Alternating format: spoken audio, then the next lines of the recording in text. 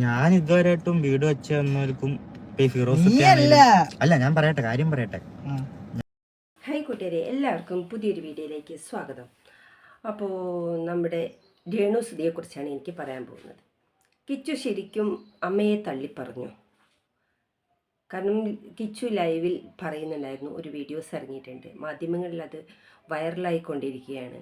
കാരണം എന്തെങ്കിലും പ്രശ്നമുണ്ടെങ്കിൽ അത് നമ്മുടെ കാര്യം തന്നെ, നമ്മളാണ് ചെയ്തത്. അവരുടെ ഉത്തരവാദിത്വം പറഞ്ഞാൽ ഉത്തരവാദിത്വമല്ല, അവരങ്ങനെ ഒരു മനസ്സ് വെച്ച തന്നെ നല്ലൊരു കാര്യം. എന്താ നമുക്കൊരു പിന്നെ അങ്ങനെ ഒരു വീട് ഇപ്പോഴത്തെ കാലത്ത് കിട്ടുകയാണെങ്കിൽ അതിൽ വരുന്ന കേടുപാടുകൾ നമ്മൾ തന്നെ അത് മെയിൻറ്റെയിൻ ചെയ്യണം.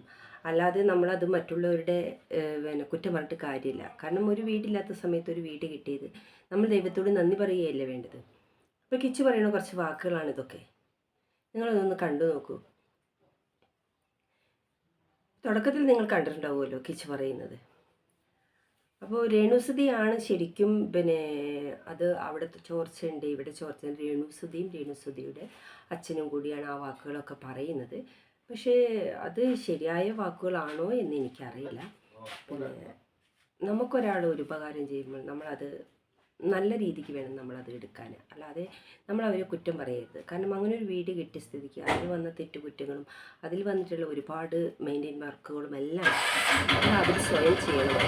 പക്ഷെ എന്തുകൊണ്ട് അവരത് ചെയ്തില്ല? അതും ഇവരിൽ നന്നാക്കി കൊടുക്കണം പറഞ്ഞാൽ നടക്കുന്ന കാര്യമില്ല. കിച്ചു പറയുന്ന വാക്കുകൾ നിങ്ങൾ കേട്ടല്ലോ.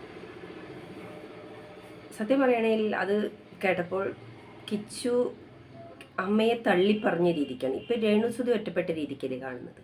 ശരിക്കും രേണുസുതി ഒറ്റപ്പെടണം. കാരണം എന്ന് വെച്ചാൽ രേണുസുതിക്ക് ഇപ്പോൾ കുറച്ച് അഹങ്കാരം കൂടിയിട്ടുണ്ടോ എന്നൊരു സംശയമുണ്ട്. ഞാൻ ഒരുപാട് പ്രാവശ്യം രേണുസുതിയെ സപ്പോർട്ട് ചെയ്തൊരു വ്യക്തിയാണ്.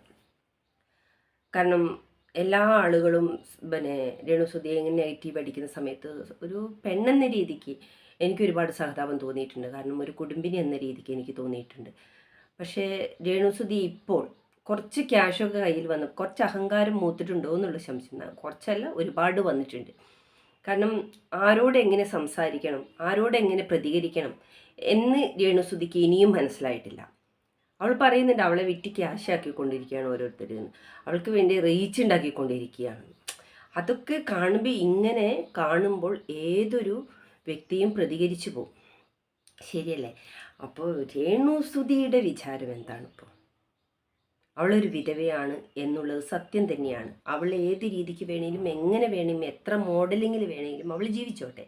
അത് രേണുസുതിയുടെ സ്വന്തം ഇഷ്ടം, പേഴ്സണൽ കാര്യം.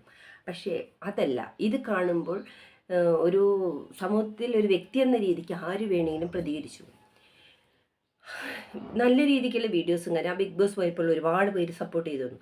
പക്ഷെ അവിടെ നിന്ന് ഇറങ്ങിയതിന് ശേഷം രേണുസുതിക്ക് നല്ല രീതിക്ക് അത് മുന്നോട്ട് കൊണ്ടായിരുന്നു. എന്തുകൊണ്ട് മുന്നോട്ട് കൊണ്ടുപോയില്ല? മക്കൾ എൻ്റെ മൂത്ത മോൻ കിച്ചു. ഇപ്പോൾ കിച്ചു പറയുന്ന വാക്കുകൾ കേട്ടില്ലേ?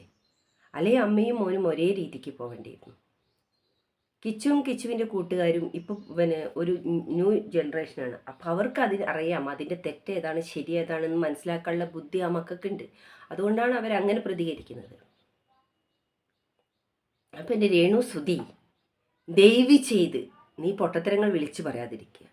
നിനക്ക് നന്മകൾ വരണമെന്നുണ്ടെങ്കിൽ ഇപ്പോൾ നീ ഇങ്ങനെ അടിച്ചു കയറി പോകുന്ന ഒരു കാലത്ത് നമ്മൾ ബാക്കടിക്കും. അത് ഏതൊരു മഹാനടൻ്റെയും ഒരു മഹാനടിയുടേതാണ്. നീ ഇപ്പോൾ ചെറിയ ചെറിയ കാര്യങ്ങൾ കൊണ്ട് കയറി പോകുന്നു. വൈറലായതുകൊണ്ട് മാത്രമാണ് നീ ഇങ്ങനെ അറിയപ്പെടുന്നത്. വൈറലായിട്ടില്ലേ നീ അറിയപ്പെടില്ല. അതുകൊണ്ട് നിലത്ത് നിന്നിട്ട് സംസാരിക്കുക.